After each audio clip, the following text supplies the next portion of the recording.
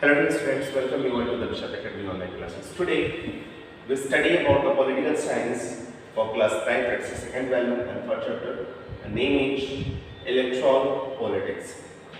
That is our second one. In this video, our today's topic is the condition necessary for the democratic election. यानी कि वो कौन सी condition है जो democratic election के लिए बहुत ही ज़्यादा इम्पोर्टेंट है, नेसेसरी है.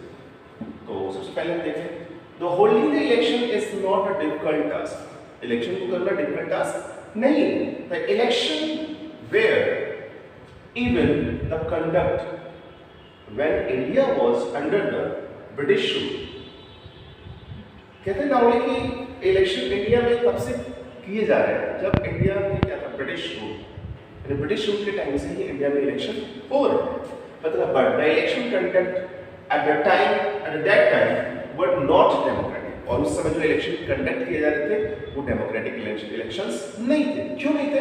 because there are some minimum conditions for democratic election. देखा जाए तो डेमोक्रेटिक इलेक्शंस के लिए कुछ मिनिमम कंडीशन होते हैं जिसको हमको फॉलो करना पड़ता है. उन कंडीशन को हम फॉलो नहीं करते हैं तो हमारा इलेक्शन डेमोक्रेटिक इलेक्शन नहीं हो सकता. कहते everyone should be able to choose. हर एक व्यक्ति को चांस होता है कि वो अपना लीडर या अपना जो रिप्रेजेंटेटिव्स को चूज करने का काम करता है. Everyone should be able to choose. हर कोई चूज कर सकता हो. This means that everyone should have one vote and every vote should have equal values. इसका मतलब क्या हुआ कि हर एक व्यक्ति क्या कर रहा हो, उस जो इलेक्शन को चूज कर रहा है, जिसको भी वो चूज करने का कंडीशन कर रहा है, everyone should be able to choose. हर एक के पास चूज करने का, चुनाव करने का ऑप्शन होना चाहिए. साथ साथ ये भी means everyone should have a vote. हर एक के पास, इसका मतलब क्या हुआ कि सबके पास वोट होना चाहिए और सभी के वोट की वैल्यू सेम होनी चाहिए. ये नहीं कि बड़े लोग हैं तो उनके वोट की वैल्यू अलग होगी, छोटे लोग हैं तो उनके वोट की वैल्यू अलग होगी. दोनों की वैल्यू क्या होगी? सेम होनी चाहिए. There should be the some things to choose from. The parties and the candidates should be free to contest election and should offer the some real choice of voters. तो normally यहाँ पे क्या, there should be the something to choose from. यानी कि उनके पास कुछ होना चाहिए चूज करने के लिए. वो किस तरीके की चीज होनी चाहिए? The parties and the candidates should be free to contest. और पार्टी जो कैंडिडेट भी होनी चाहिए वो क्या फ्री होनी चाहिए. उनको तो कोई प्रेशर नहीं चाहिए कॉन्टेस्ट में पार्टिसिपेट. कोई भी पार्टिसिपेट कर सकते हो, पार्टी जो कोई कैंडिडेट हो. तो the election free to contest election को कॉन्टेस्ट में रखने के लिए इसके पास, पार्टीज के पास और कैंडिडेट के पास ऑप्शन होना चाहिए. नॉर्मली कहते हैं and should offer the some real choice to the voters. और कुछ वोटर्स के पास एक रियल चॉइस होनी चाहिए, वो रियल चॉइस उनको ऑफर करनी चाहिए. ओवरऑल कहने का मतलब क्या है कि पार्टीज है वो अपने मन से पार्टी जो इलेक्शन लड़ना चाहती है, चाहे कैंडिडेट जो इलेक्शन लड़ना चाहते हैं, उनके पास अपनी सिचुएशन होनी चाहिए. वो रिप्रेजेंट हो सकते हैं, उनको मतलब कोई बाउंडेशन के थ्रू नहीं हो. साथ ही साथ अगर देखा जाए तो जो हमारे लोग हैं उनके पास अपनी कुछ चूजेस ऑप्शन हो, वो फ्री हो अपने वोटिंग राइट्स को लेके. इवन उनके वोटिंग राइट्स की वैल्यू सेम है. Let us to check with whether you have noticed that a condition of democratic election, keeping in the mind of as of अब थोड़ा देख लें. कहता who was the right to vote in India? Everyone have a right to vote in India.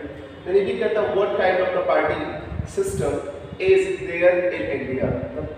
देखिए बहुत सारी party system है और डेमोक्रेटिक सिस्टम हमारे पास ऑलरेडी है. ठीक है. After how many years the general elections are held. 5 year में हमेशा हमारे पास जनरल इलेक्शंस होते हैं.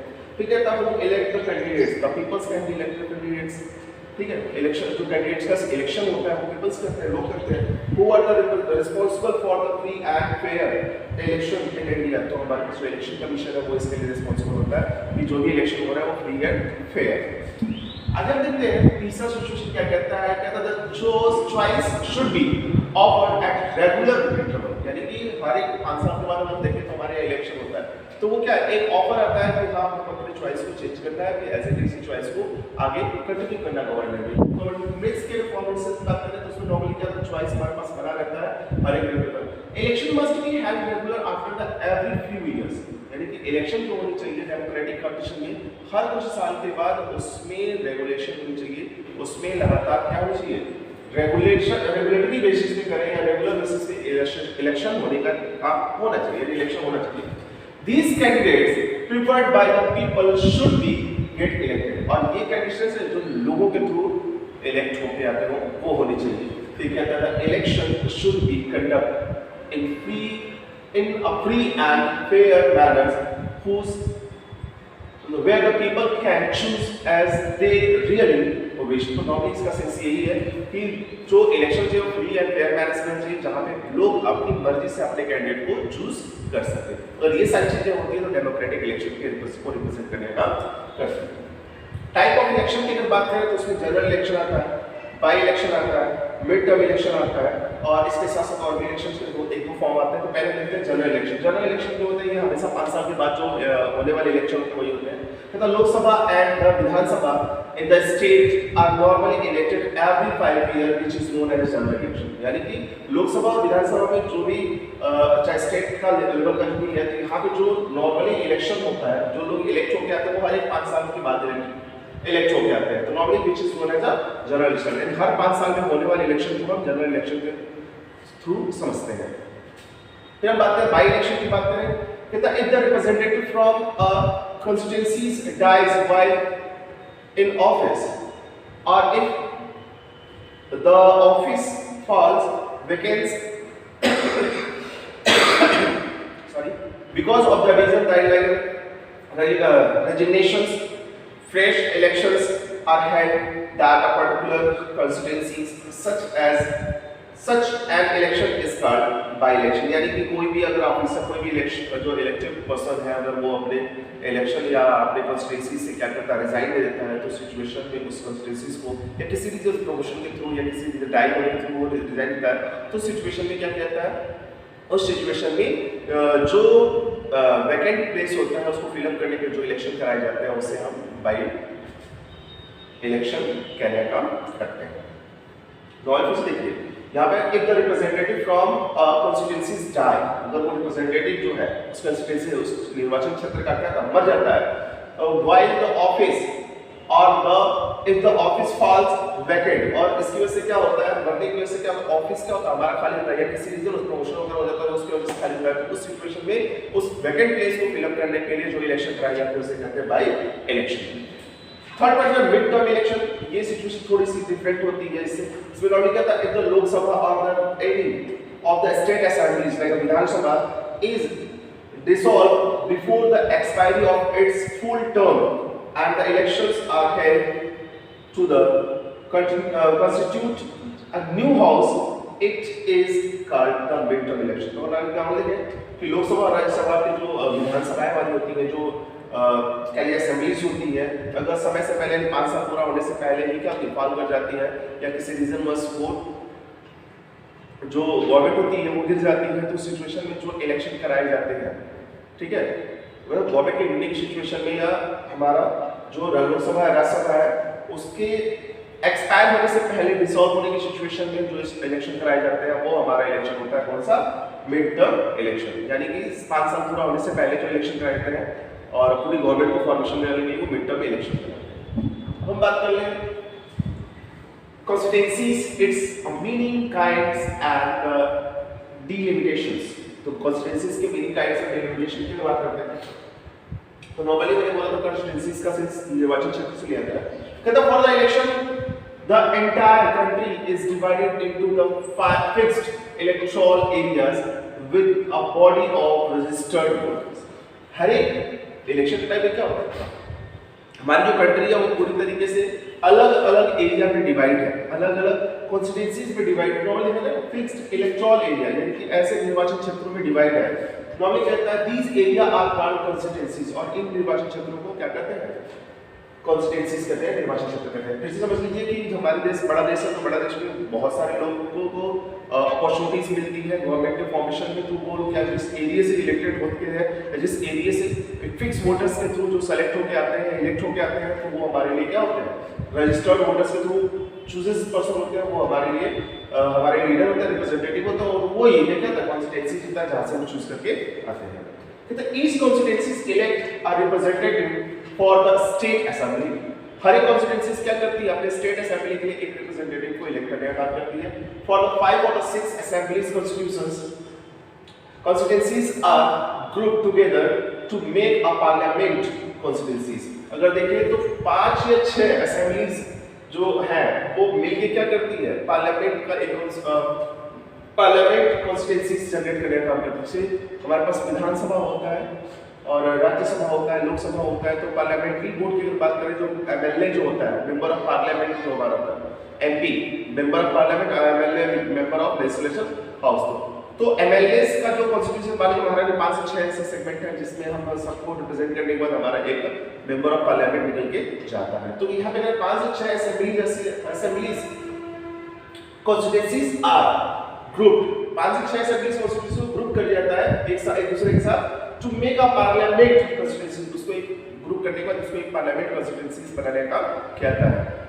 कहता है effort are made to keep the size all the constituencies equal far as far as possible. तो यानी कि ये कोशिश की जाती है कि जितनी भी कॉन्स्टिट्यूएंसीज है उन सभी का जो साइज हो वो कैसा हो, एक जैसा हो, इक्वल हो।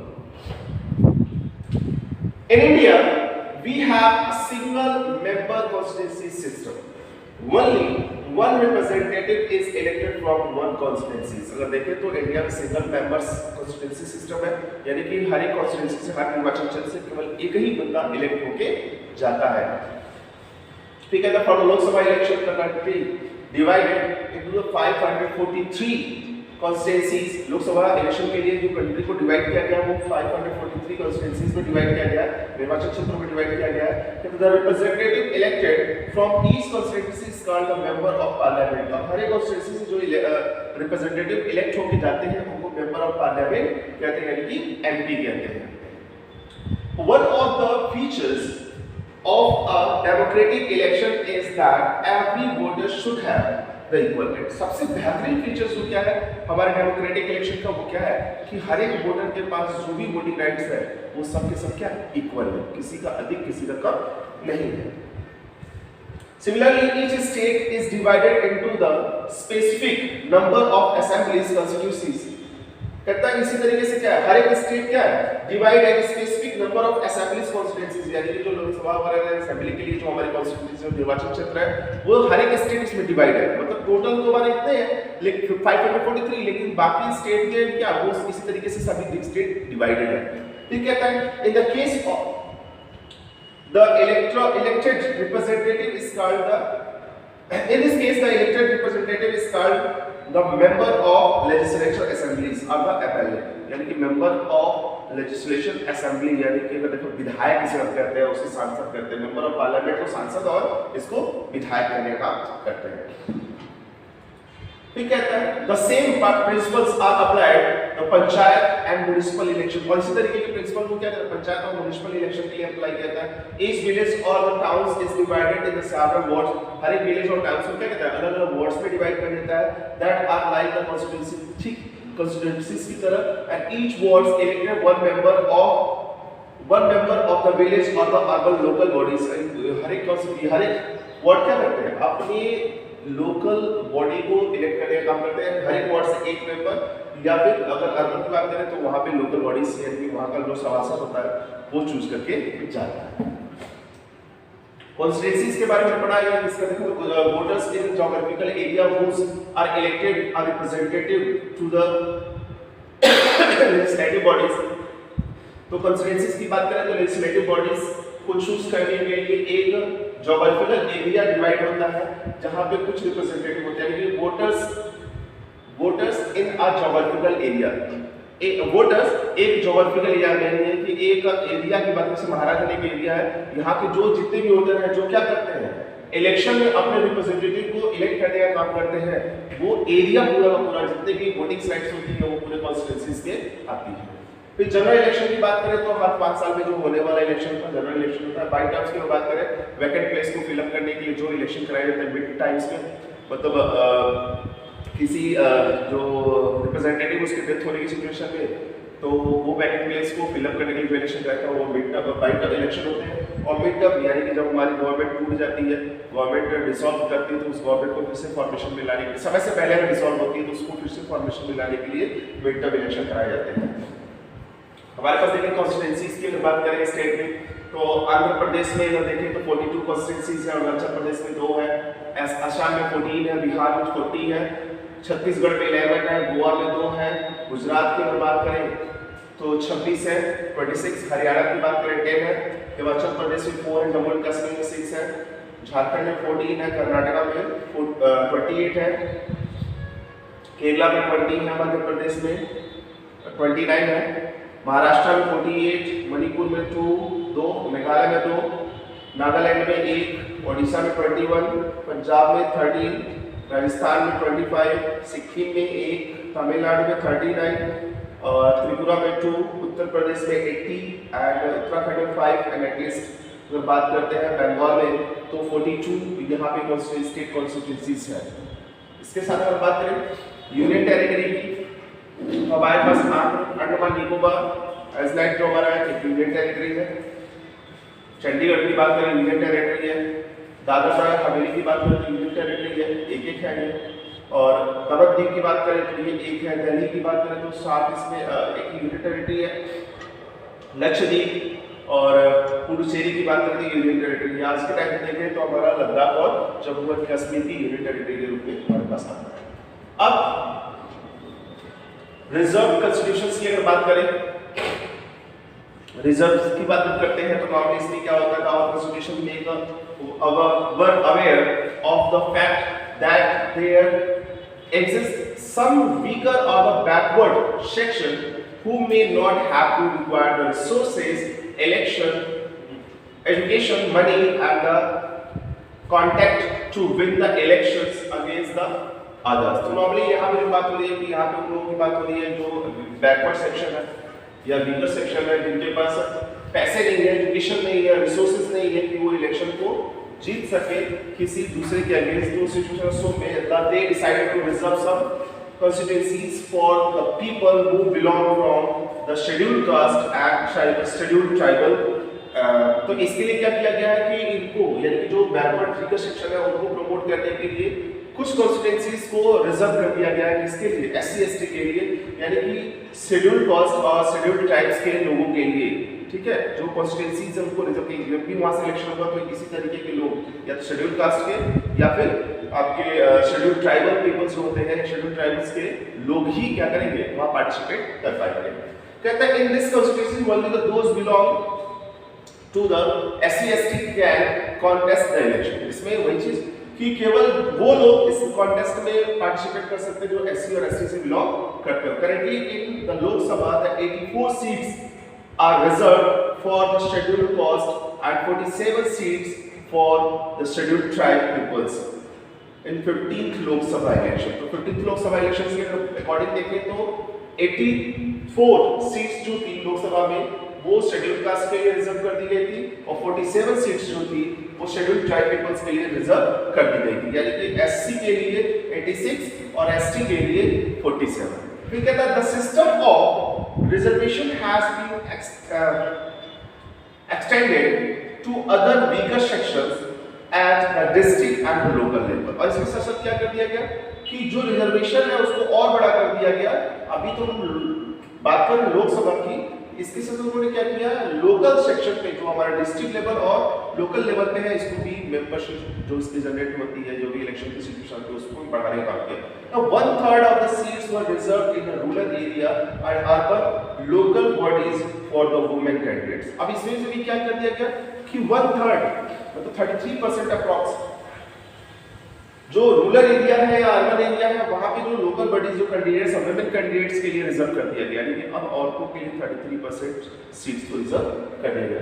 The many state have the extend to the reservation policies even to OBC other backward class